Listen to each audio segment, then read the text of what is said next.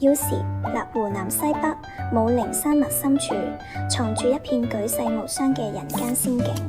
3000奇峰拔地而起，800溪流蜿蜒縱橫，呢度就係張家界，中國首個國家森林公園，聯合國世界自然遺產、世界地質公園。張家界擁有全球獨特嘅石英砂嘅楓林地貌，亦係國際唯一以地域命名嘅地貌類型。張家界聯合國教科文組織世界地質公園，3.8億年前泥盆紀形成嘅純石英砂嘅，經億萬年流水侵蝕、重力崩塌，最終雕琢出呢片壯觀楓林。張家界聯合國教科文組織世界地質公園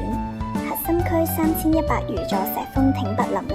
超200米高空處過千座，被譽為擴大咗盆景，縮小咗仙境。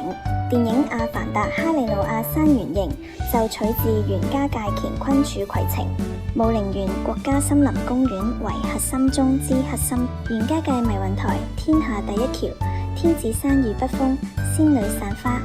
金邊溪7.5公里天然氧吧，負氧離子高達10萬，立方厘米湖南張家界國家森林公園，天門山雲端仙境，世界最長高山索道7.5公里，穿雲而過，玻璃床道懸崖絕壁，999級天門天梯氣勢磅踞，